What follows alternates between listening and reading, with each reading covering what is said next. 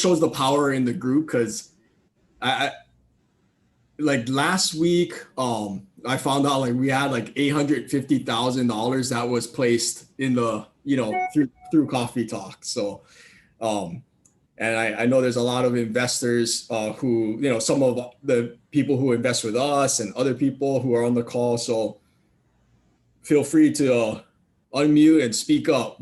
Don't be shamed, because it could be costing you an opportunity. So nobody got deals. Nobody got money. I have a potential commercial deal that I'm working on. And it's way bigger than anything I've ever done. It's a apartment building with 18 one-bedroom, one-bath units.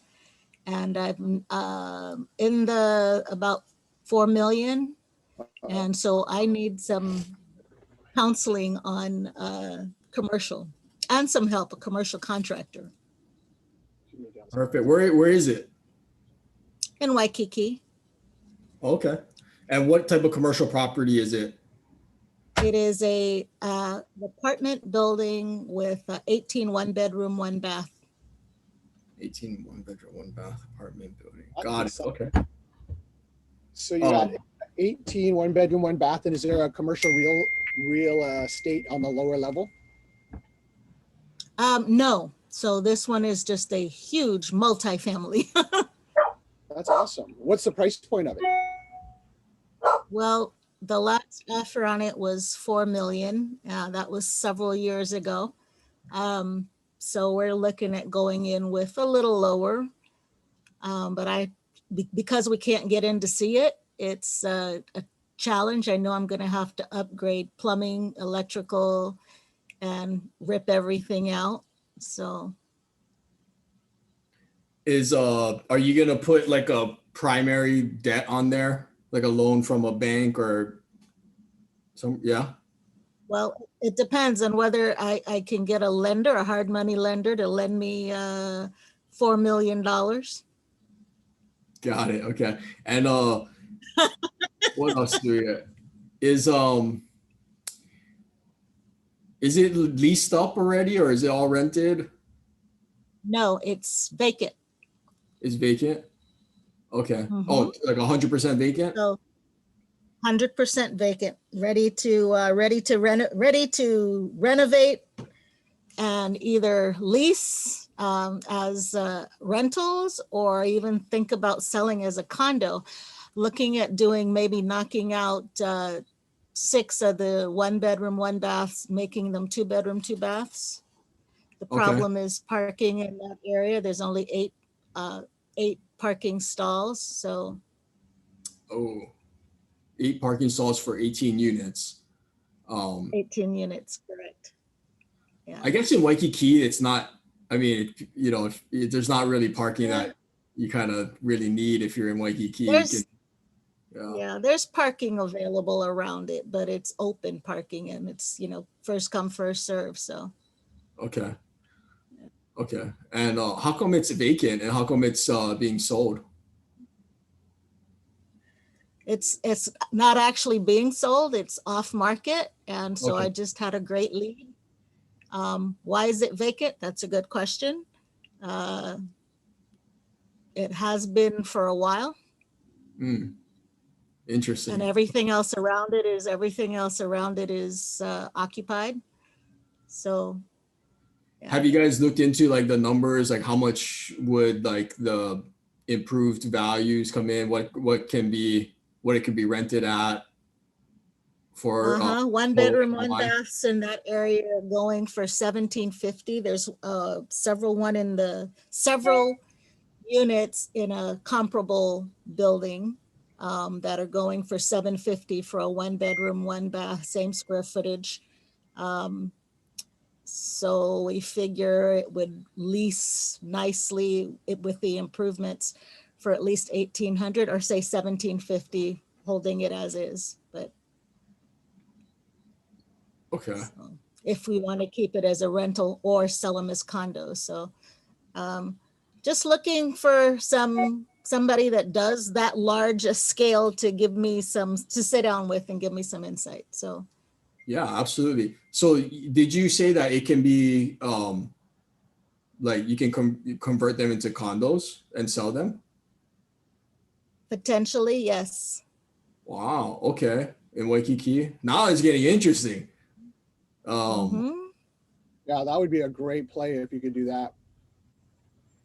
Yeah. What's So the Carolyn, zone? if you want, you can send It's Alex. zoned, Oh, I was going to say, send us your Okay. cash on cash analysis and your deal analysis. We'll see if we can do a hard money package, and then we can help try to take a look at the best way to get some haircuts or some credits. That way you can get a lower price, because you want to assume that you can't condominiumize, but in that way you can try to be conservative. well, what's nice is the individual that brought it to me asked me, was I a developer? Because it's zoned A2, so it can go, we can build on it and go up to 15 stories, which I don't have that skill. But there's property next to it that they have bought, that they have done that. So they've gone up. Mm. But the problem is parking. So Oh, so okay. I'll send Alex what I have. Yeah, that would be cool. And then maybe next week we Thank you. can put it out there once we dissect the deal and we can see if we can help you, you know. But for now, you just worry about getting under contract. Yes. Yeah, because it sounds like there could be a lot of, like, that could be a nice, real big deal. So cool. That's awesome. Woohoo! Anybody else have any leads or needs? Good deeds? I got a lead. If any of you guys are doing fix and flips on Oahu, I know you guys sell the properties and things like that and want a quick close. We do have a lender partner who can get loans closed within 15 to 30 days. They're pretty competitive for commercial interest rates. So yeah, they're the quickest ones on average. It's about 60 days to close a loan. These guys, they can get it done in about 30. Interest rates are pretty competitive. So, I mean, they would still be getting, in the mid threes or so like that on a single family. And then, of course, down payment, closing costs and things like that. So, yeah, if you guys have any properties that you're selling and you have clients that need to buy them, we got our lender that can get them closed, around 15 to 30 days, depending on how quickly they can get the paperwork in and get it processed. Awesome. Well, there you go, Carolyn. Like, you might have maybe talk to Jovan too. Maybe that bank can help out with the primary debt, and then you only have to bring in like a fraction of, we'll help you raise the fraction to close the deal. Cool. Javon, can you put your information in the chat for me? Sure. I like it. All right. Anybody else? I have a couple off-market deals that might be going into contract, hopefully next week. So I'll let everybody know. Cole and I promised ourselves we weren't really gonna keep buying stuff in Hawaii.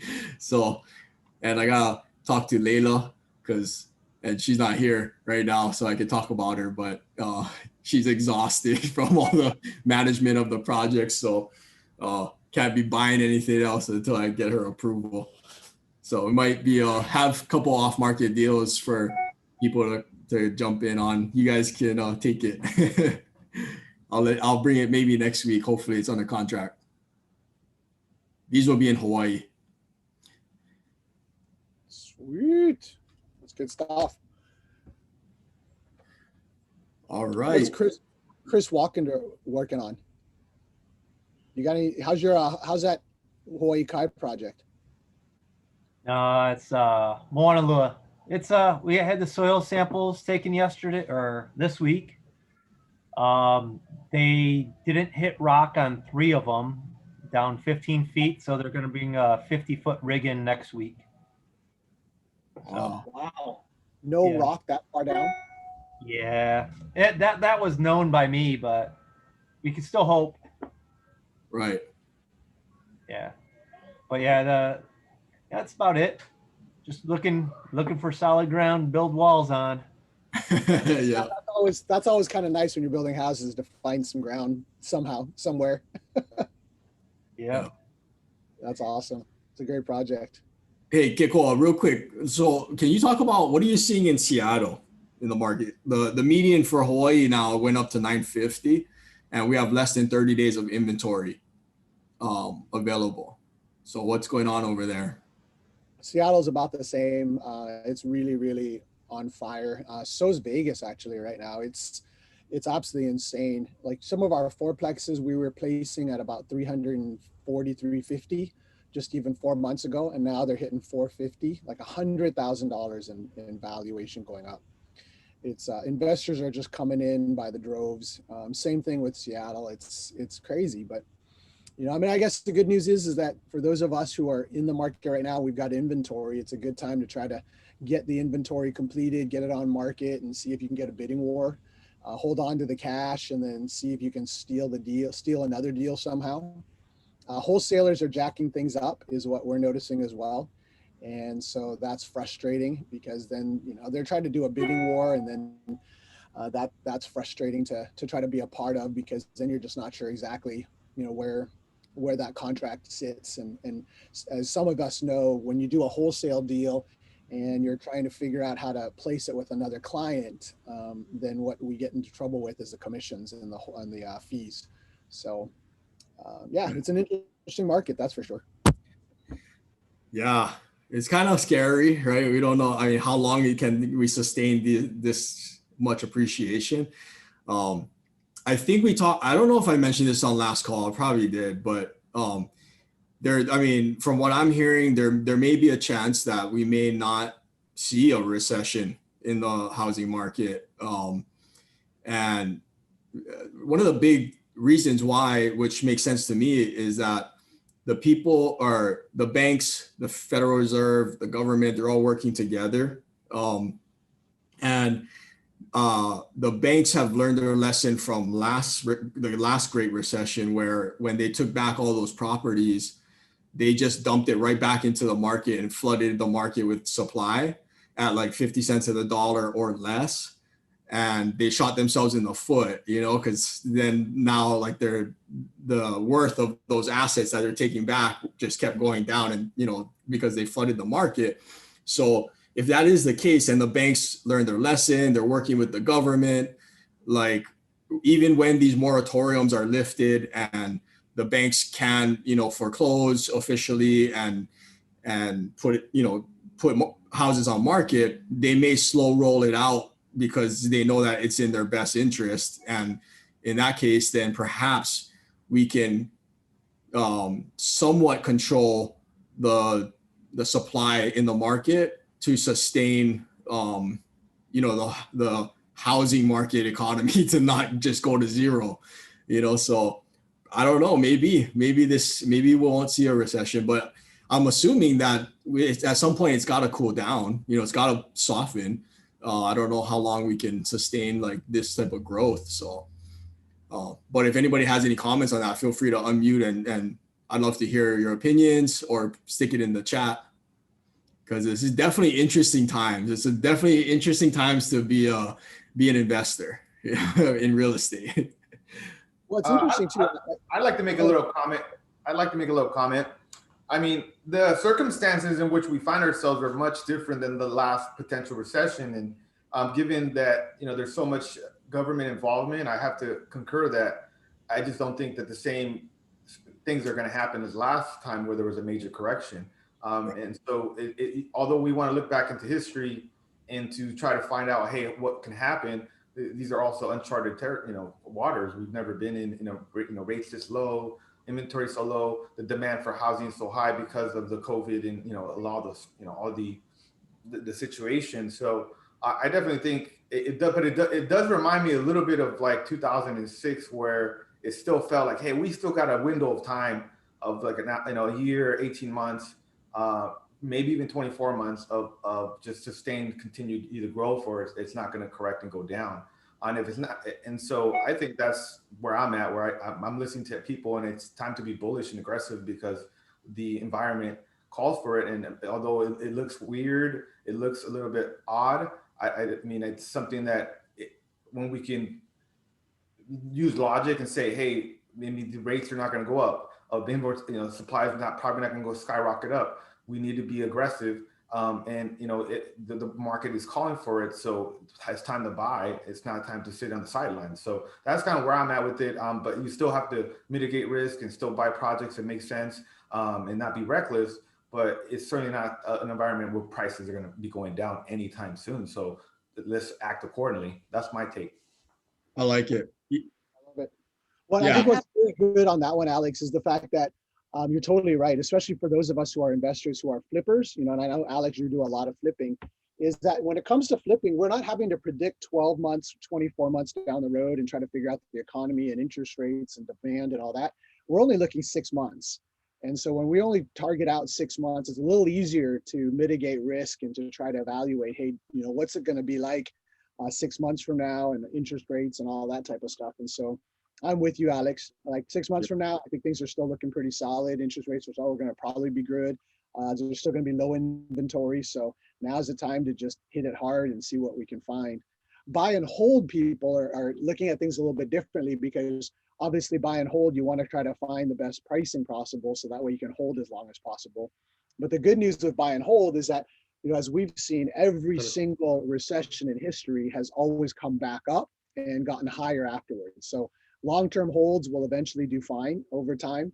And so, both of those put together, it's still a tremendous market. So completely concur with Alex. Yeah, and I feel like we're in a much stronger position than we were in the last Great Recession, because it was all dirty loans that they were doing, right? So of course, like when it collapsed, like there was no foundation there. But since then, the government put in a lot of regulation over that space, and people have equity, especially now that the market's just been crazy in most markets across the US. So I think we're in a healthier position for sure than we were, back in like 08, 09. So hopefully, we'll just plan for the worst and hope for the best. It's still the game plan. So, but Helena, I have listened to an excellent real estate market expert, and it resonated with everything he said, what is going on politically and financially in the United States and in a global scene. And so basically, in short, some markets will crash, some markets will do fabulous.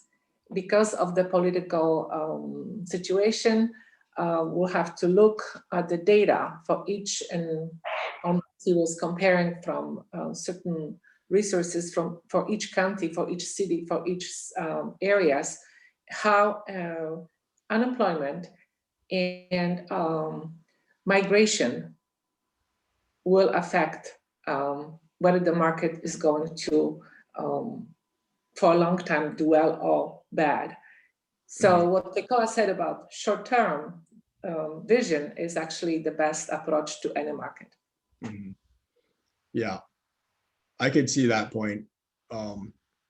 And I think it's definitely uncharted waters, like Alex had said. So it's going to be interesting. The more information that we have, the better that we can make our, more informed, calculated decisions we can make on our strategies, right? And one more thing about the foreclosures. It was a mess because so many of the foreclosure processes were not in place by the banks, but that's not the case either. So even if there were a lot of foreclosures, they would process them a lot more efficiently because of all the things they developed over these years. So even that's something different, where it's just they're a lot more organized in that. And then with the government pressure, how are so many people going to foreclosure? I just don't see a wave of foreclosures, and if they are, they're just going to be much well managed than they were in the past, because it was unforeseen back then. But now there's just more things in place now. Right. Yeah. I've actually seen that same thing on certain podcasts. Like even when I was listening to one of the BPs, and one of the Canadian guys came in, and he was explaining that their federal government themselves are, just to keep things going, is keeping rates low. So the Feds, even in the US, keeping the rates low will make a big difference on investors and how they're going to invest, right? And I've heard that in another podcast too, from another investment group. But for the buy and hold side, if my rent is already covering, that's how I'm mitigating my risks. If my rent can cover and there is a dip and I'm still covering, and even if that dip takes a little bit more, if I'm holding off of my rent, I can recover that dip within that few years. It usually recovers 3 to 5 years. So if you're ready for it, you're ready for it. Yeah. And yeah, and even for people flipping houses who are in short-term deals, like to mitigate your risk, what would you do? You know, for me, I would probably any ARV that it's showing now with current comps, maybe think about, okay, 6 to 8 months from now, if the market starts to turn, how much is it really going to turn, like percentage wise, right? And like, oh, is it 10%? You know, 15%, 20, 50? It's probably not 50. Okay, so let's work our way back from there. Maybe 10% correction within the next 6 to 8 months would be pretty drastic. Like then 10% off of your ARV and then use that as your number, you know, your final ARV to help mitigate risk, you know? So it's just like they say, like you can invest in any market. If you're a savvy real estate investor, you know, you'll be able to make calculated, you know, smart decisions and get into great solid deals in any market. And like Helena was saying that, like, you know, some markets may get hurt even more than others, right? And it's just like when in 2008, 2009, like most markets were feeling the pain, but there are some markets that were like not just kind of surviving it, but like thriving through it, you know? So opportunity just, it doesn't disappear, it just moves, and you just got to change with the times. So I think if we're all professional, savvy investors, we're not afraid to jump in the game. You know, it's just changing our strategies. So the better we are, the more informed we are, we can play in any market. And that's why, like, you know, even if the market's going down real quick, it doesn't mean that, you know, I'm done with real estate, you know, because some people are done with real estate after the last crash, but that just says that they weren't truly, you know, professional investors. They were just, they heard about it from their barber or something. And then like, okay, let me try to see this, buy a couple of properties. And then those are the guys that get burned, you know? So we got to be savvy investors and know that when everybody's running to go, you know, and bidding up properties, like, let's not play that game. Like, I'm not going to bid against, you know, against everybody else and pay the highest price and be the dumb money in the room. So like, I have a wholesaler who's trying to wholesale a property to me, and you know, like 3 times he mentioned how like we had the price, but 3 times the price, you know, there's hints that there's other buyers and stuff. And to me, that's fine. Like he has to look out for himself and get the most he can. But for me, I have to look out for myself. And if I hear a price and that price works, I'm not going to pay anything higher than that. Because especially in this market, I'm not going to bid against everybody else and, you know, bid myself out of a deal because I'm a savvy, you know, disciplined investor, you know. So anyways, today is a special day again. Last week we had one of our brothers, Mr. Alexander, come on, and I thought it was a great call. And today we have Justin Rosenhaus. He's also another one of our brothers over here. And you guys might know Justin because his girlfriend actually helps do all the flyers for us and stuff. And like, she kills it. And so I'm very grateful for him. And he is alongside Tyler and Scott, like they are the ones, like they're the closers. They're our closers. They take all of our loans from open to close. They're amazing. Like they put so much work into like what we do and service our, you know, clients and our colleagues, many of who are on the call today. And I couldn't be more grateful for you, Just and Scott and Tyler. I don't know if Tyler's on, but you guys are awesome. And these guys are in Florida. Okay. So they're 6 hours ahead of most of the deals that we close in Hawaii. And, you know, they take calls at midnight sometimes. And I'm telling them to turn their phones off, you know, because like you got to get some rest, but they live for it. And I couldn't be more grateful to be alongside you guys through this. So Just, why don't you unmute and like tell us your story? Because actually I don't even really know it. So share amongst the group. That'll be great. Well, yeah, no, thank you so much for that intro, and thank you to everyone on. Really excited to, you know, be able to share a little bit about me and a little bit about what we do here, and, you know, just to get right into it. So I'm 25 now. almost 26. And basically my whole life, I knew I kind of had that entrepreneur spirit. I always wanted to be in business. I always thought it was interesting and I always wanted to make money. So I went to school for a couple years and then I decided to take a traveling sales job. There I was in the Northeast, I was in Philly, Delaware, Baltimore.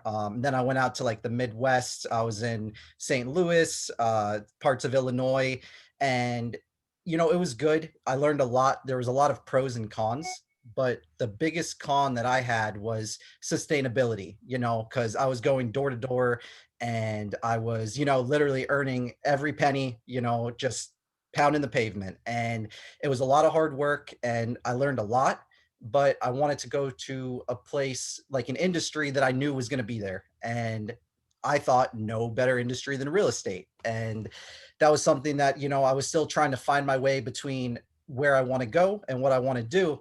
And then one day around late 2018, Scott called me and he said, I met Corey and, we've been talking about this, and he asked me if it was something that I'd be interested in. So yeah, basically from the first day, well before Corey even knew me, I was studying, trying to learn the industry, trying to really put myself in a position for when the time came that I would be ready for it. And it was something that I'm very grateful for and excited to be in this industry. And now we are here a year and a half later. So that's kind of a small synopsis of kind of my last few years. That's pretty much from like 2016 to today. So it's been, a journey, but it's definitely extremely happy to be here. Yeah. And, well, it's funny because I think for like, I don't know, Scott, you got to probably tell a story because I didn't know that you were in the background, like working alongside Scott until like maybe a year in or something like that. And then, so Scott would send me all those, like, from Investopedia, all the terms, ARV, LTV, cause I was just starting out. I was just learning all those things, and Scott's been in it, since I was, growing up. So it's something where, it's his expertise, and it's just really cool to be able to jump into this industry too, and almost kind of, of course he's my mentor, he's my best friend. And at the end of the day, it's just really cool to be able to learn from him and work side by side. And, I'm super grateful for that. I put him in boot camp real early, Corey, way before. Yeah, I try to see if I try to turn off my phone, he won't let me. He turns back on the ringer. It's 2 a.m. He's like, you got to call. No. That's true. That's true. The POF comes in at 1:30 in the morning, has to get out by 2. That's it. They get out. Offers in today's market, offers need to get out quick. I try to have like a 10-minute time frame. If I'm missing 10 minutes, call. No. It works out great because Justin's up until like 3 in the morning. So when he picks up the phone, these people are like, "Are you out of your mind?" And well, you have to do what we have to do. It's the fun that never sleeps. So the one thing we did. But Justin can just go over some things that I think could be very helpful for newbies or people that are experienced, things behind the scenes that we can do for you and what we can't do for you, and to speed up the process. Yeah, so, that's what I wanted to talk about, because last week we had Alex on there, and Alex, myself and Kikoa, like we're kind of more the navigation, right? And like I always say, like Justin, Tyler, and Scott, like they're the engine of they make this thing run. And you need both. And it's given me extra fire, because when you're in the industry for a while, more than a few years, and you go through a few deals, like I know a lot of the people on the call have, it can be exhausting sometimes, and I think maybe you lose a little bit of yourself through the process, like whether it's the highest highs and the lowest lows. I just remember when I first started out, I would have done anything, I would try to just constantly learning and everything. And like now, when I look at, Justin and his climb and Tyler, and like, it just gives me extra fire because I see the determination, the relentlessness, and it inspires me because I'm like, man, I need to get that back. And being surrounded by, guys like Justin, who is very young in the industry, but has come such a long ways within just a year. Like now he can talk on any level, about finance and deal structuring, which sometimes takes people like a few years to even get comfortable, so, but like Scott said, he kind of just threw him in the deep end and just say, oh, we'll see, let's see what happens. But he definitely made it out. And if you can just talk to us about the processing side, because it's not what I've learned too through this process is closing the deal is just the beginning. Like that process alone, there's a lot that happens. And so talk to us about like things that we should be aware of when we're going for hard money or raising capital, and the different hurdles through the process, so that we're all we have expectations and we can plan for any deal that's upcoming. No, absolutely. And I think the key thing is, trying to keep it simple and not keep it, completely overwhelming. Because, when I first jumped in, a lot of terms, a lot of things, and, it kind of can feel overwhelming. But for me, I think the biggest thing is having a good foundation and just putting everything out there. So the fact, we are hard money, we don't care about income statements. We don't care about really any of that stuff. We are completely collateral based. So the number one thing is the value of the property. And the number one thing and the biggest hurdle, and I think where Corey's trying to lead, is the appraisals. Because in this industry, the appraisal can stop you in multiple ways, not just the value. Especially in today's world, with the market as crazy as it is, a lot of times appraisals can take a while. And, with quick closes, the biggest goal, I think, is expectations and, like a realistic timeline. So if someone calls me and says, hey, I have to close this by the end of next week, or or they have a more flexible time frame, realistically, what we need on our side is once we get the appraisal back. Now, me and Scott will touch a little bit of kind of how we work with the appraisals, but generally it takes about a week after the appraisal gets back for us to send it through our rehab review, through our underwriting, and to officially get that clear to close. So that's the number one thing, is when someone brings us a deal, not only, we want to make sure it's a good deal. So one thing that we do is, before we even go ahead and, order the appraisal, we look at the numbers that you give us, and we basically try to run our own profit analysis. It's funding by investors, for investors, by investors. So, Justin, sorry. Can I interrupt real quick? Yeah. Because you're on a roll and it's awesome. But I want to back up just real quick. You said early on, when you come to you as a brand new investor, you kind of made the comment of like, hey, it doesn't really matter about your income statements and maybe about your personal income. It's more asset based. Correct. So explain that a little bit, because the resource of hard money is one to sometimes really wrap your head around, because it sometimes sounds too good to be true. And sometimes I don't feel qualified to apply for a loan. Number three, I'm so brand new that I barely have got a job that pays very well, but I've got what I think is a great deal. So I think I got to pass on the deal. But then, Justin, it sounds like you're saying that maybe I should actually come to you and actually evaluate it. So can you talk a little bit about that whole, it doesn't matter your kind of income and your own qualification? Absolutely. So, it's definitely not like exactly the wild, wild west. There are qualifications that we do have. But as far as like the approval on the overall asset, yes, it is completely collateral based. But for the borrowers, we do require a couple things. The first thing is, with the credit score. Now we do, try to break barriers and make our own, try to step out of the box time to time. But generally, for a short-term loan, we do require at least the number one borrower to have a 660 credit score, as well as, now this isn't, so this would be a qualification, but it could be a leverage hit as well. We do generally look for a 12-month mortgage history. Now, it doesn't even have to be cumulative. You could have 12 different loans out, and it could be 1 month, all different lenders, just a overall total of 12 months with lenders. So if we're able to qualify those two things, then yes, then we go straight into the property. Now, if you are, floating below 660, but you're somewhere in the 600s, like the low 600s. Sometimes if you do have a partner or someone that is looking to get into the industry, or someone that's just, looking to learn more and do want to participate, we do need one qualifying borrower, and then anyone in that 600 range we can have as like co-borrowers as well. So there are a couple different classes as far as the direct qualification. But yeah, as far as the asset is concerned, I think that's the number one thing that, pretty much hard money in general is looking for, is just trying to make sure it's a good deal, kind of like what you were just saying, Kakoa. Love it. Love it. Great job, Justin. I think that's awesome. So, Josh, go for Oh. it. Go ahead. Okay.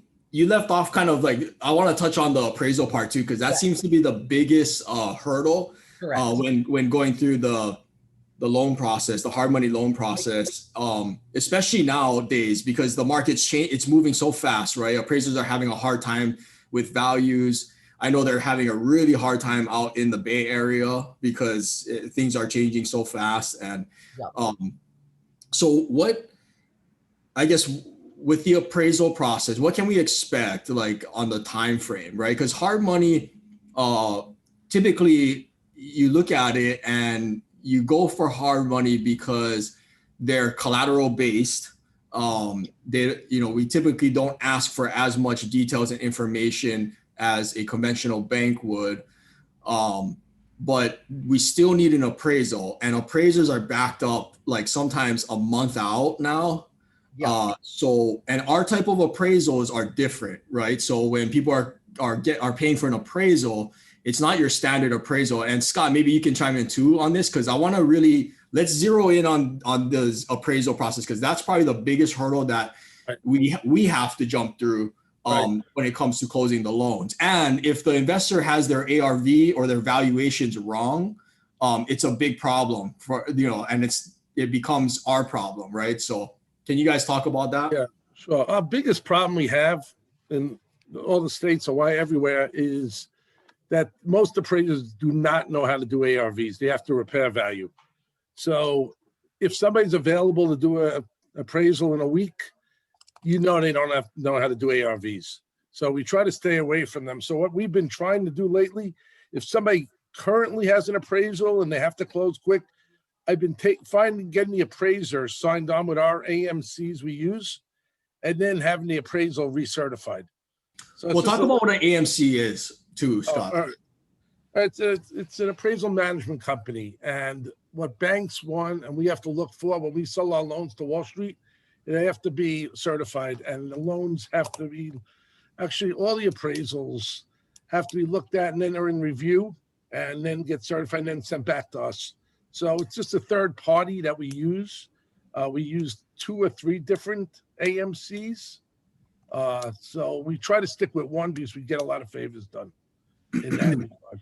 So that's but right now appraisals, even in Hawaii where we have connections, they're 2 to 3 weeks out. So we're trying to expedite. We work with several different appraisals, and some of them would get out there in 2-3 days. It's taking them 2 weeks to write up the appraisal. Yeah. But if we can get a verbal on it, we'll never make a person spend money on an appraisal. We'll always analyze the deal first, like Justin was saying. I'll talk to the appraiser first to make sure the numbers will work, which very rarely that will a lender do for you. We'll talk to them, because if it doesn't make sense, we don't want you spending money, even $700, whatever it comes out to in Hawaii. So. And so, so the appraisal is probably one of the bigger hurdles. But I think what Kikoa brought up earlier, just to kind of circle back a little farther,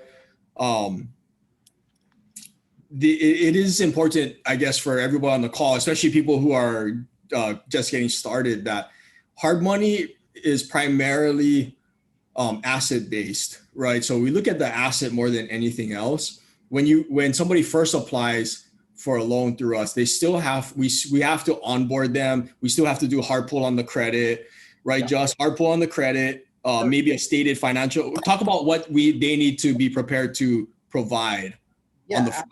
Absolutely. So I think kind of just tailoring on the, my first word is simplicity. I try to get everything in front of the borrower. Of course we have I always try to do an initial call, whether it's me or Scott or Tyler, and just kind of, set the expectations for what to expect. So really, once you do the first deal with us, the second one is usually much easier because we already have all of, the personal stuff on file.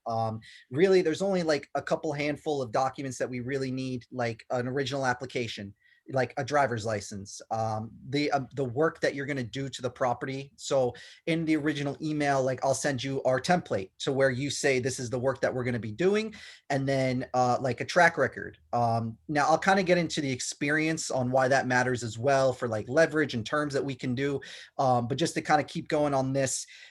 Then we have, because we do, even though it's on behalf of the person, we do wind up having to have the borrowers close in an entity. So we ask for entity docs.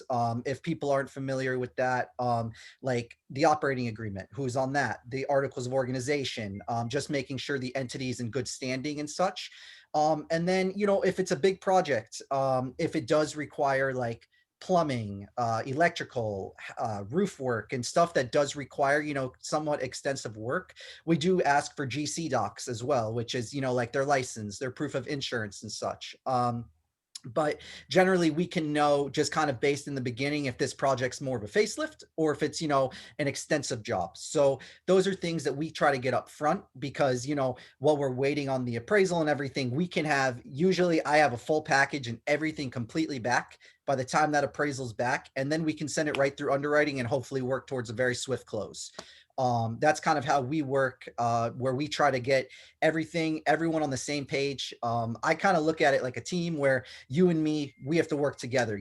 There's so many moving parts. There's the appraiser, the insurance agent, the title company, the processor, the borrower. So really, I think having that good foundation and just working, as a team, and being able to say, hey, we need this quick fix, or, I just think it's better to address things while we have the time instead of scrambling at the end. So I know I kind of mentioned a good handful of docs, but really I do try to keep it as simple as possible, and get it right the first time so you don't have to keep going back and forth. And that's really where I think, creativity matters too, because the more that I'm in this industry, the more that I know I have to do upfront to kind of save time later. So Right. that's something that I think, as we all grow and we all learn that, it's helped me, and it's definitely helped, I think, the process go smoother too. So that's something that's really, I guess kind of what to expect is really, there's just a small amount of docs that we need before we get the appraisal. And then once, the credit pull, like Corey said, is, in that range, we'll know if we can do a deal or not. If your credit's, too low, then we can try to, work ahead of that. If we know the credit's good, then it just depends on the appraisal. So, in this industry, everything's fluid too. Things change, rates can change, things can change. It's just constantly moving, especially in today's market. But I think just having that consistent foundation is where we at least feel strong, and being able to make everything, as seamless and smooth as possible. Yeah. And Awesome. one thing about what Justin does, and Scott, like it's such a hard job because you have to deal, like, they don't just have to deal with our capital partners. They have to deal with the investor. They have to deal with title. They have to deal with insurance agents sometimes. And so they have to learn how to switch conversation immediately. And everybody has different personalities, and that's why, like, it's a position that is not easy. It's fast paced, and we're always against the clock, right? So there's a lot of pressure sometimes, and there's a lot of money on the line. Sometimes our clients have like over $100,000 in earnest money deposit that's going to go hard in 2 days. And like, they want to know that if they, have to, if something doesn't go right, like, are we going to close in time, or is there $100,000 that is on the line that we're going to lose, So it's a lot of pressure, and it's a lot of communication between multiple parties. So, but that's why I'm so confident, and I am inspired that, like, as young as Justin is, and as young as Tyler is, like one day, like all of this is preparing them, I think, for the next phase, right? Which is management. And if they can manage the dynamic of closing a loan and having to do with so many different people on high pressure on a time frame, like it's just helping develop all that for leadership and running and managing even just more people to take your position one day. And like I am inspired by how much you guys have learned, and now I have to come to you guys for questions. You're like, what is the latest leverage? Like, how come it's moving that way and this way? And that's not even including the capital partners that you guys get on the phone with sometimes, who are, you're trying to build a relationship with a new partner. And that's with our clients' best interests in mind, right? To get the best terms, the best rates for them. Absolutely. And that's one thing is that I always say to people, like the first call, I'm always going to say, like, we will always go to bat for you 10 times out of 10. Our goal is to be extremely creative and try to make, something out of nothing, maybe, try to make sure that it's not only a good deal, but if you're having a different hurdle, or if you're concerned about this, or if, there's something that we can do to help, we're always going to do something to help. And I think that even tallies in, especially to the appraisal, right? So, there are different qualifications for short-term and long-term. For our long-term, we do need, like, we can't do first time home buyers, but it's a lower score. You do need a 640, but that is a hard line. But on top of that, we look at the DSCR. And I did see the question by Blaze. We don't look at debt to income as far as like credit pull goes, but we do look at the DSCR, just if the property is going to be profitable as a long-term rental. So that's where also having a good relationship with the AMC helps, because some appraisers go out there and they don't know the rental market, or they don't understand that, this house is going to, should generate this amount of money instead of this. And it helps as well, because appraisers, when they make their value, they make their value. It is very difficult for them to admit they were wrong, or, say like it's, or I'll change it. They'll say, I'll consider it, but difficult. So I think that's the thing too, is, with the value appeals, whether it's for an ARV or whether it's for the market rent roll, if we have valid reasons, it's, we can go to the higher ups of these AMCs and say, hey, at least present the case the best that we can. And that's another way that we're creative, because with the DSCR, we have to have a certain threshold, especially, with flips too, they have to have a certain profit threshold, because if you guys aren't winning, we're not winning. It has to be a win-win at the end of the day. That's kind of how we think about it. We want it to be a good deal all the way around. So, hey, Justin, when in terms of evaluating a property, different clients come with different lenses. So some will come with more of a cap rate evaluation on a property. Some will come with a cash on cash evaluation, and some will come with a, kind of an ARV and a 70% type thing. So can you talk a little bit about how different investors will evaluate things differently, but then how you need it to be evaluated in such a way that it makes for a successful hard money transaction? That would be super. Yeah, absolutely. So some people, they say, okay, I want to go in as a long-term rental, but we can't go straight into a long-term for whatever the reason. Maybe the market rent's not as high as it needs to be. Maybe the credit, or maybe there's just something that we need to do to get around that. So what we can do is we can go into a short-term loan. We can go and we can be creative by, okay, let's do the rehab with us, and then we can also refinance at a later time.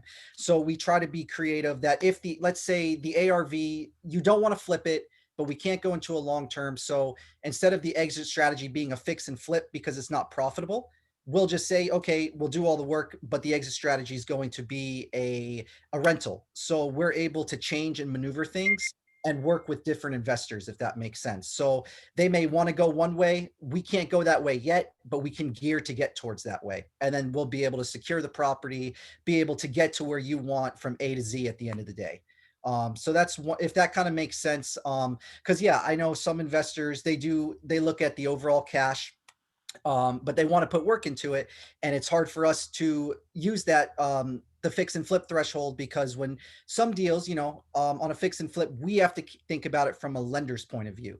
So we have 2 sets of closing costs, because if you're going to flip it, then we have 2 sets of, just all of it, title, just everything. So we really try to be creative and mix it up, and make sure that it's a win-win, kind of like I was saying earlier.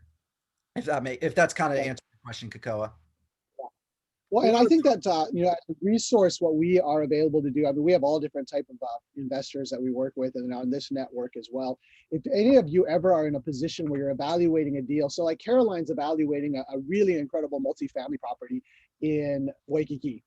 And sometimes, you look at it and you're looking at it more on a resale exit strategy. Other times it's a cash on cash because you're going to hold it. And then when you lead a bridge loan, then it's a whole different evaluation. If you ever find yourself and you're kind of newer in the space and you want to figure out how to evaluate it the best, just hit any of us up and we'll help you kind of walk through what spreadsheet we use.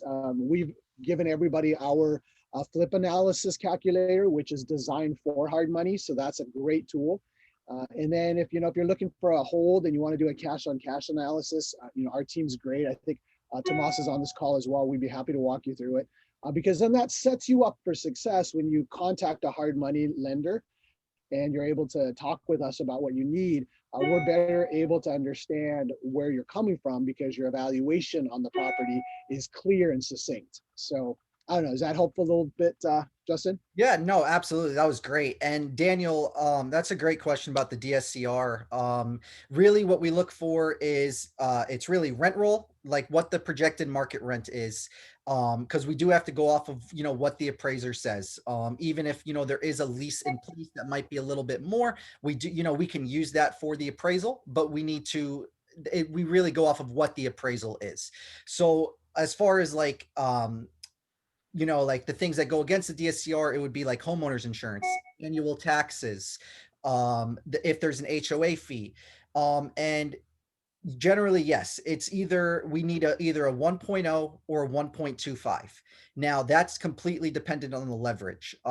If we're going to go up to 80% of the LTV on a purchase for a long term, we do need a 1.25 DSCR. Now this is all fluid, but this is kind of where it currently is in the market.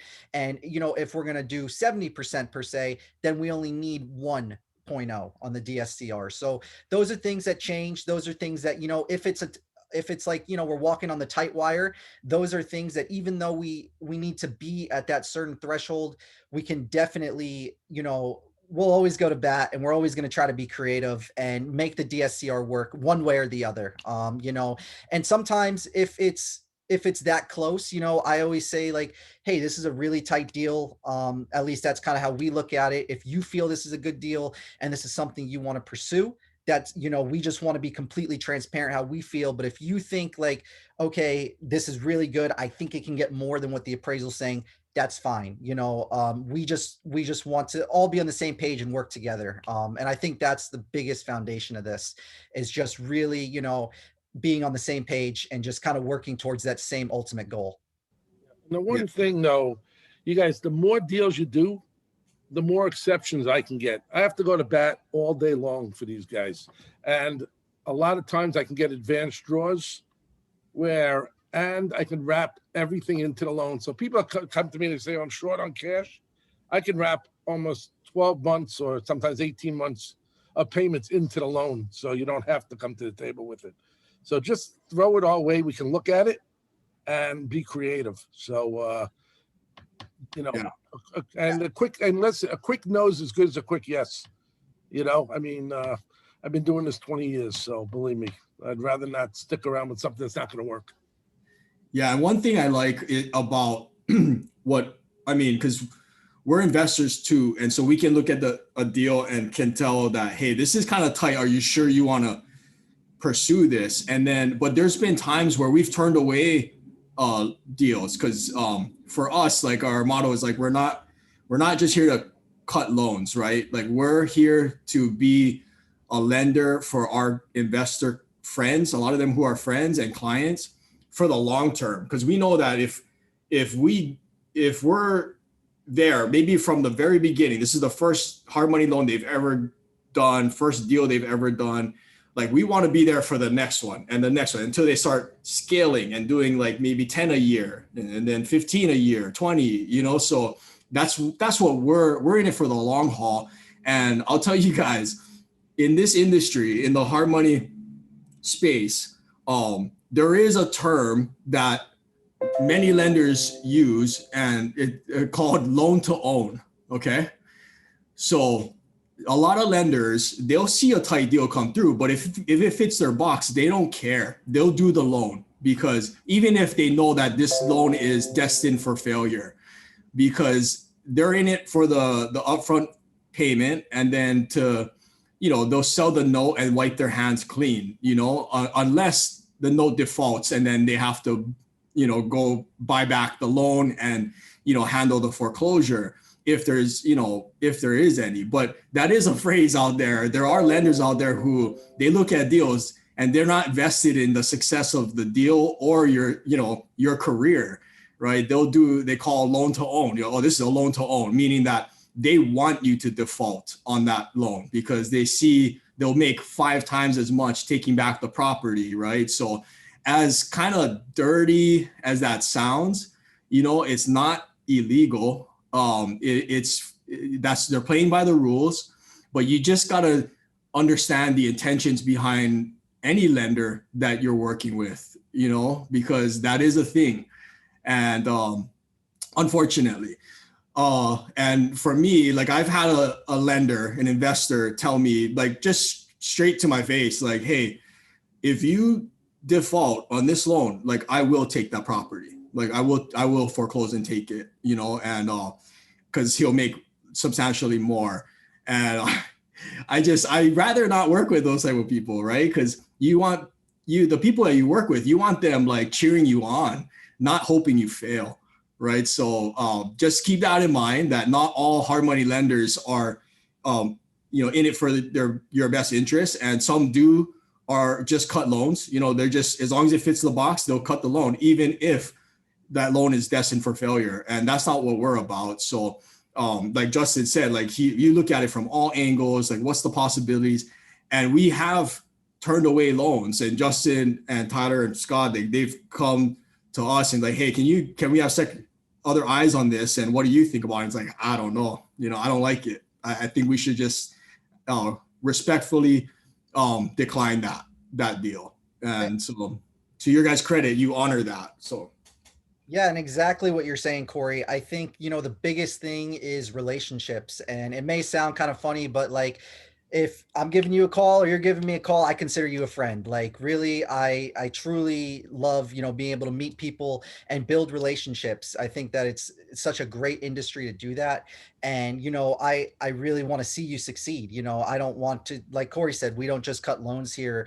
Our job is to really, you know, help people progress and just really, you know, keep growing in their journey. And, you know, whether that's real estate, being a friend, I mean, I've made countless friends that I, you know, couldn't have even imagined doing this in the last year and a half or so. And really, yeah, it's just, and that's one thing, that's why I think it's so much easier for us to be creative, because we really love it. We really are doing it with such good intentions that, you know, we want this to work. And if it doesn't, okay, we have the next deal. Like, you know, we're going to get it. We're going to get it down. And I think that's, you know, kind of playing off of what Scott said as well.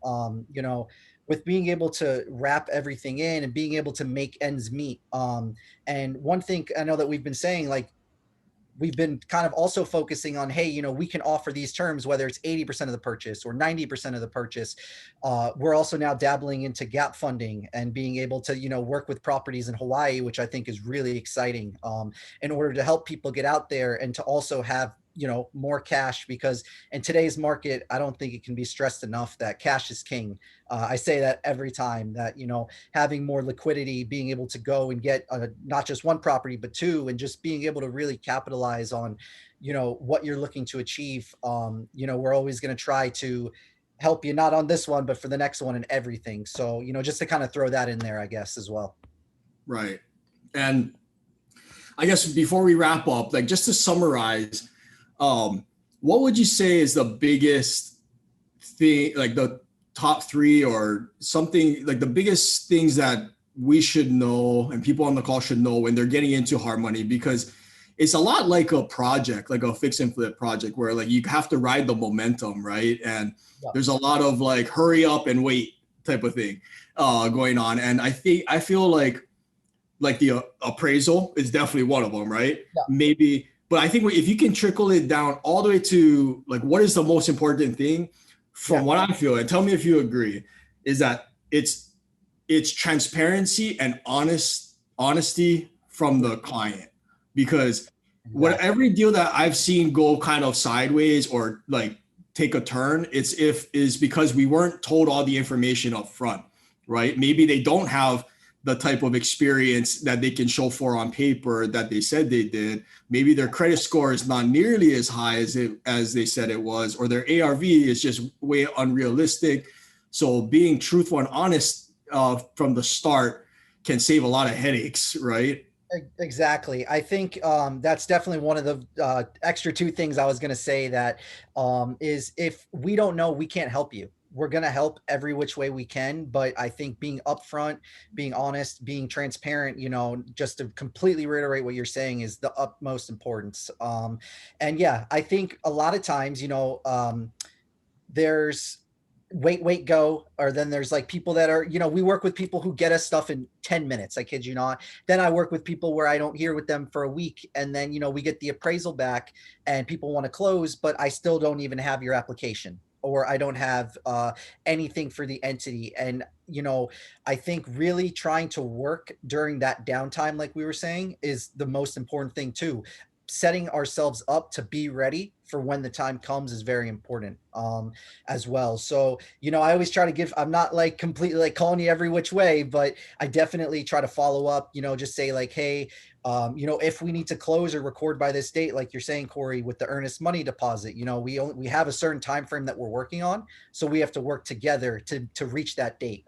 If it's not the appraisal, sometimes maybe it's because we need, maybe you have an old operating agreement that you needed to update, that we needed things that we can do, that we can nip in the bud now, so we can be ready for the end and just have a seamless close. That's always the goal at the end of the day. And also what matters too, I don't know if you touched on this, but your title officer, right? The title company you work with and your title officer, if they're not familiar with closing the type of loans that we close, like hard money loans or construction loans, it could blow the whole deal up, So make sure that your escrow officer or your title officer and the company that they are working with are familiar with closing these type of loans.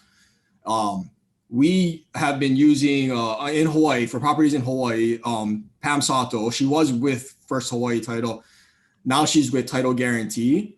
And so before she moved, and Pam is highly like recruited by all the agencies and all the companies, because she brings a lot of a big book of business, and so she's constantly being headhunted and recruited, and rightfully so, because she has a skill that she's developed, working with investors over the last years to basically handle pretty much every problem.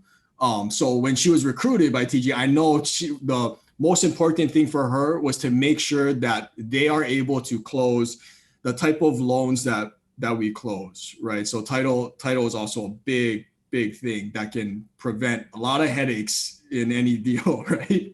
Exactly. Yeah, I didn't even really touch on that at all.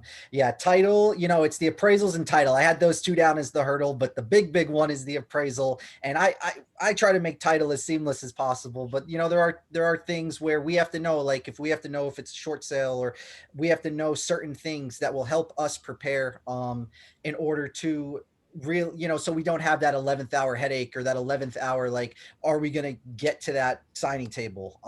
Because there are things that we need to know. Definitely just be upfront as possible with anything related to that. And I just saw that one thing, Daniel, about Airbnbs. That's actually really good timing that you said that, because we actually are starting to be able to do Airbnbs and try to work towards that. Now, there are, some different DSCR thresholds that I'd have to look into because I hadn't, it's kind of new for us, and we hadn't actually even explored that option yet, quite honestly, but that is something that we are able to do. And from what my understanding is, it would just be, pretty similar to a long-term rental. And yeah, the one thing that we kind of shy away from, because it's kind of a mix between commercial and residential, is condo hotels. Lately, a lot of people have been coming to me, or Tyler or Scott, like at least like 7 or 8 different opportunities that are condo hotels. Right now, we're not really doing those, but pretty much everything else, 1 to 4, 5 plus, we can pretty much cover the whole map. That's just one thing that we have shied away from, to be completely upfront. But other than that, we're pretty much an open book. Also, we're coming out with new programs soon with ground up and new construction. So yeah, let's talk about that real quick, because I know there's some people on the call that are doing ground up construction. So, and let me see if I get this right, and if this is the latest. You can do it, Cor. I know you can do it. Okay.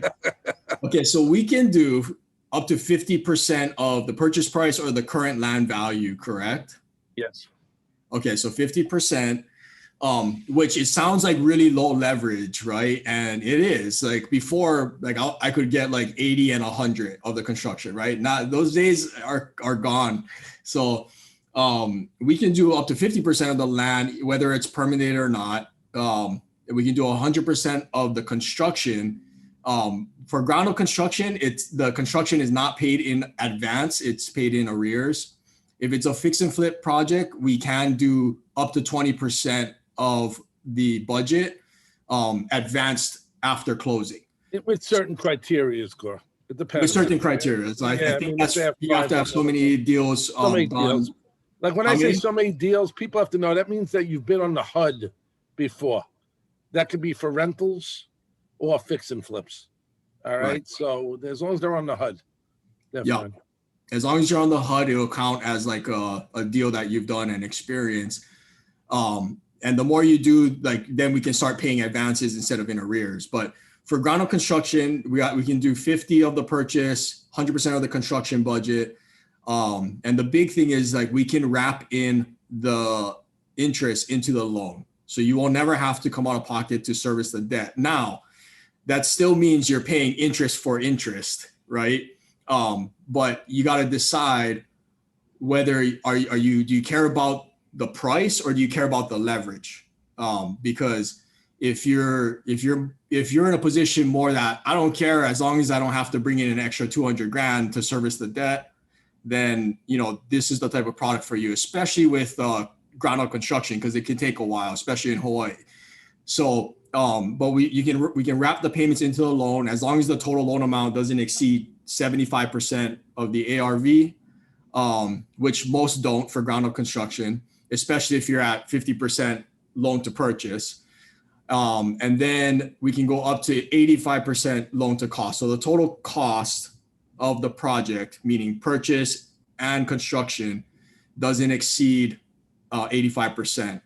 Okay, so I'll give you an example. We're going to close a loan out in Kauai, ground up construction, and it's going to be the budget's $2.35 million, right?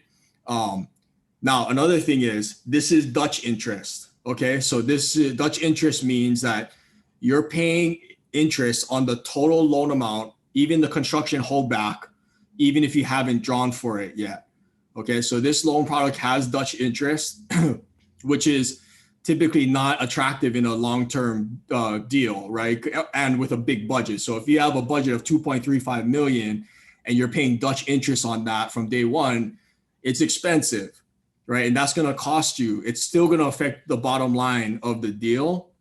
But to me, if I account for that when I'm running my numbers and I look at and I still look at the bottom line and it looks good, I'll still pull the trigger because I'm not coming out of pocket for that interest. It's being financed through the loan. Okay, so to me, that's huge. So Dutch interest, you don't want to be able to be paying for that, especially if you're coming out of pocket. But if it can be financed into the loan and the deal still works, then I don't care, So as long as I know what my bottom line is, even with the Dutch interest wrapped into the loan, and they're going to finance 100% of the construction, then I'm okay with that, because I'm more sensitive to the leverage, not really the price, because I mean, if one 1% higher on the interest or 1 point higher on the points breaks your deal, then you don't got a deal, you know? So the price, I'm always more sensitive to the leverage, not the price. But people, you know, you have your own comfort, you know, what situation makes you feel comfortable. And for me, I rather have the leverage, less money out of pocket, right? Because that increases my ROI on the back end. So did I get that right, Scott and Just? Yeah, I think you nailed it. You got 100%. Okay. Okay. So, well, thank you guys for jumping on, and thanks, Josh, for telling us a little bit about your story. I know there's a lot more to that. But again, like I have a lot of respect for you and Tyler and Scott too, because Scott's been in the business a long time, but more on the conventional side. So it is still a learning process, but you guys have to learn like deal structures from all angles, right? You're talking about DSCR, which is usually used for long-term financing, you know, long-term rental deals. Like, how do you structure that? What's the leverage on that? What's the interest and the cost on that? And then you got ground up construction, you got commercial, then you got residential. So credit to you guys. It's definitely the fast track to learning. I used to work for the largest subprime lender in 2006. So being creative, this is easy. Yeah. Believe me. And stated loans for beauticians. Yeah. You weren't cutting those ninja loans, were you, Scotty boy? Never. I wasn't a VP on Wall Street for that one. I promise. Yeah. Don't look me up. Don't look. Well, Just, thanks again, man. And any final words for the group before we move on?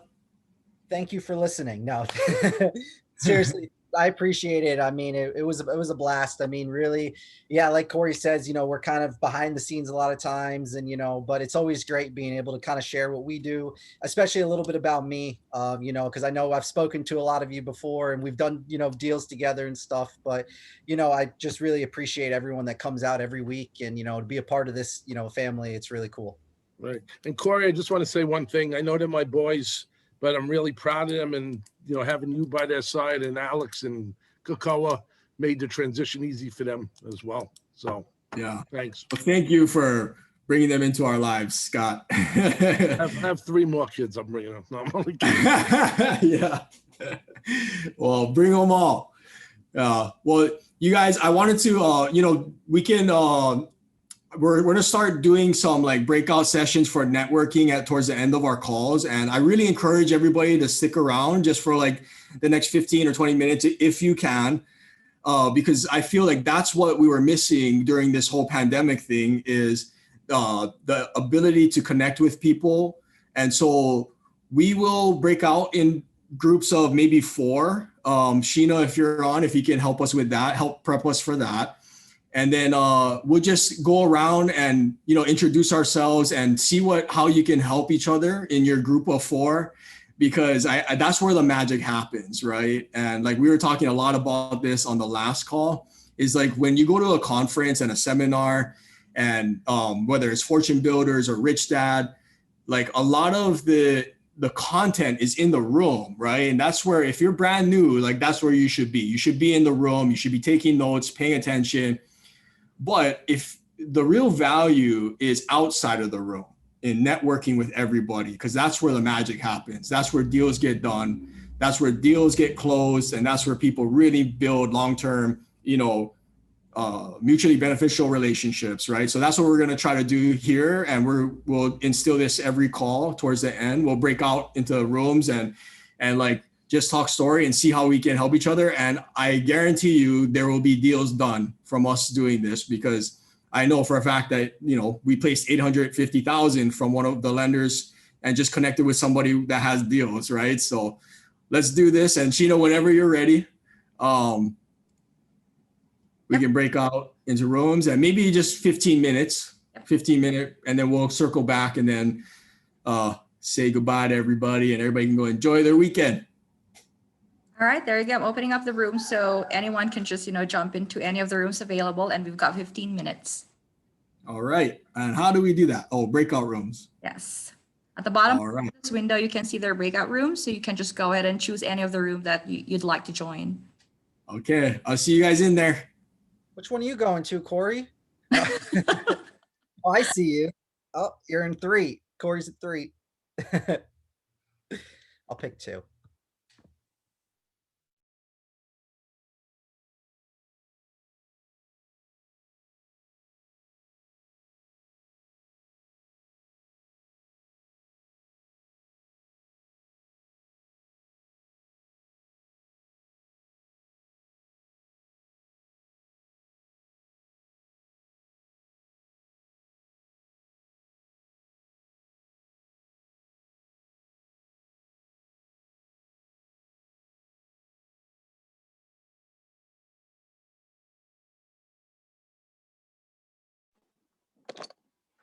I don't know how to do this. At the bottom part of this screen, you can actually see their breakout rooms.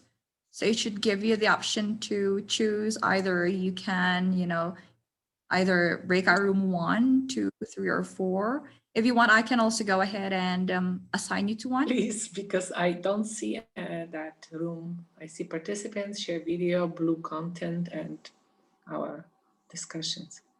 No, I don't see room. no problem. Let me go ahead and do that. Okay, thank you. No problem. I don't see it either, but I rather you teach me where to look. Okay, so Helena earlier mentioned at the bottom part, you see their options like participants chat, reactions, and beside it, it should give you more of like multiple boxes that would represent breakout rooms. Do you see that?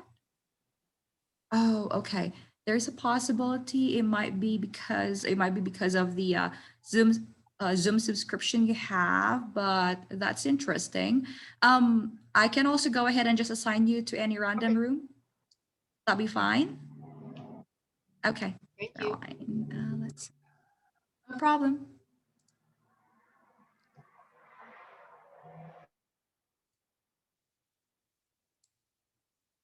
And for the rest of those who has not joined any room yet, would you want me to assign you guys? Yeah, I don't have it either. So I don't know if it's okay. No problem, Taylor. On it.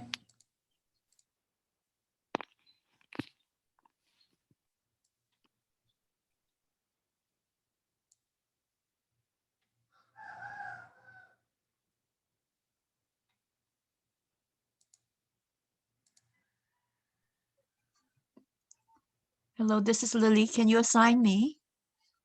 Sure. There we go.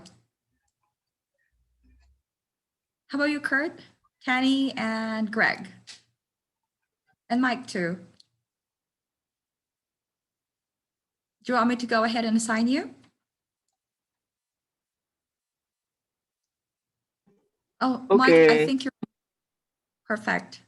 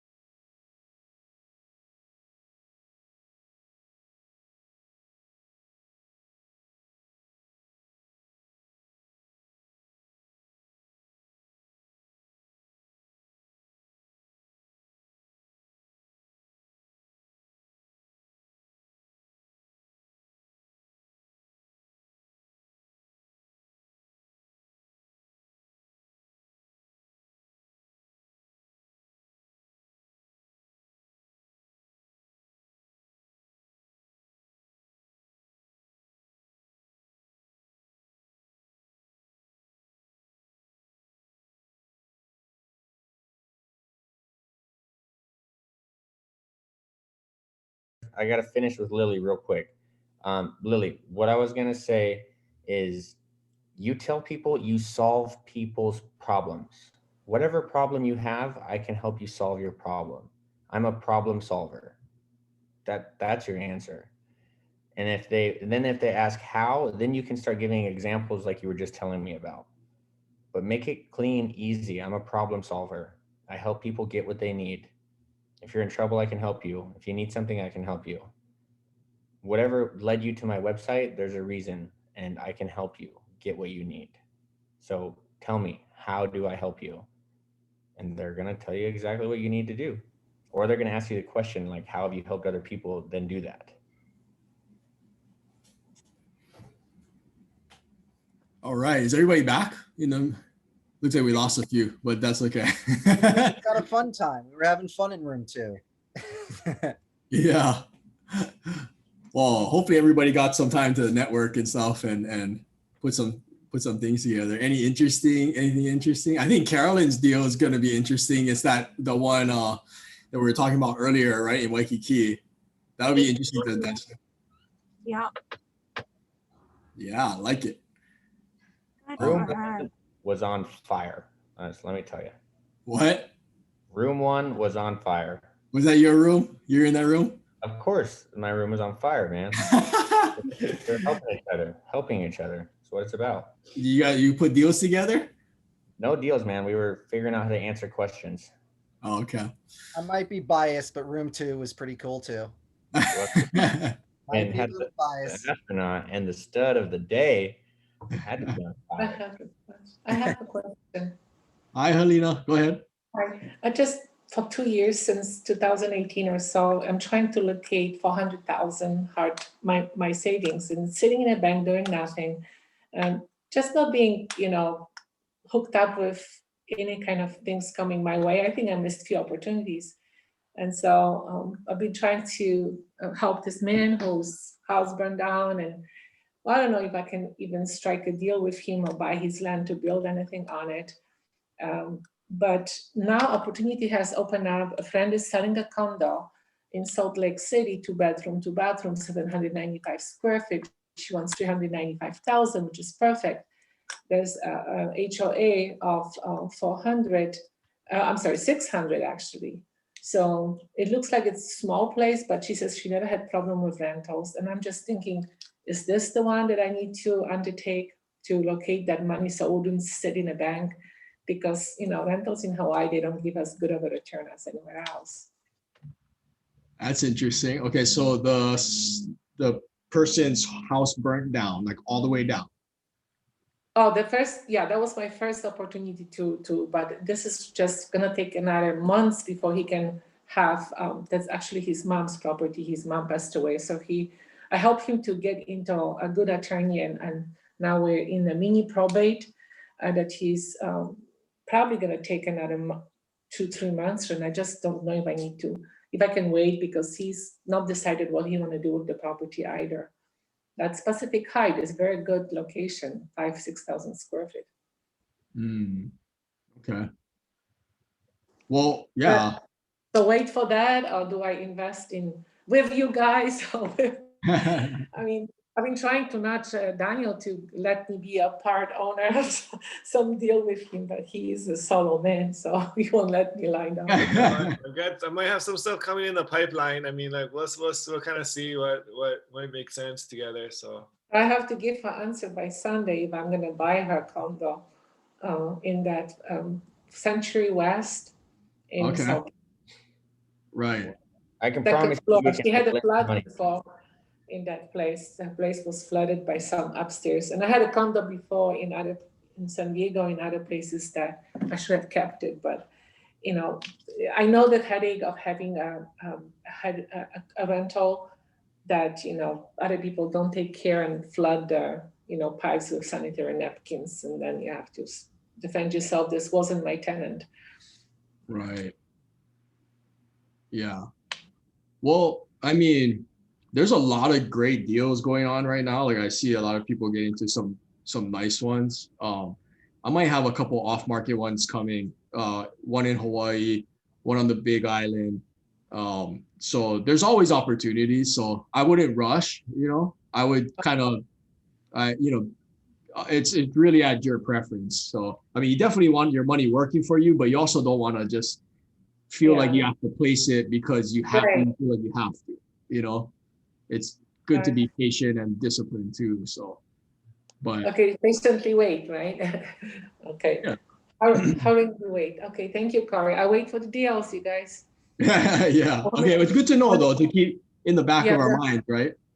My That if husband you- doesn't like the you know, me becoming a lender, because you know he would rather have his name on it. So yeah. Okay. Well, that's good to know. If I see anything really good, and maybe I'll send someone your way, or we can arrange something, right? Apparently Daniel doesn't want to take your money, so just kidding, Daniel. Daniel's a good guy to give money to. No, I'm so, you know, I'm retired. I don't want to deal with it. I just want to, you know, make sure that I have a little control over what I'm spending, but not in a way that I'm going to dictate Daniel what to do with it. It's just, you know, Right. I want to be the lender. Oh, that's awesome.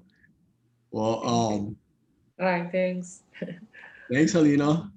So there you go, guys. Go find a really good deal and bring it to Helena. There's 400K getting spent in coffee talk again. Here we go. 400K, you can do like 2 solid deals with that, or 1 really nice deal. So that's yeah, it's very good to. There's a lot of money in the room, and like people don't know, but I know because I see them, you know, on the calls and stuff. So most of them don't really they don't unmute or turn their cameras on, but they're there, they're listening, they're messaging on the side. So well, I gotta get going, guys. I got a notary appointment. So everybody have a good weekend. Thanks for jumping on, and feel free to message inside the Facebook group if anything comes up, or if you have a deal for Helena to look at. Have a great weekend, guys. Aloha. Yeah. Hello. Hey guys, pay the toll. Let's build our numbers. Pay the toll. Invite 1 person next week, please. Have a wonderful weekend. I gotta call you, bro. I'm gonna call you. Tommy. See you guys. Somebody end the recording.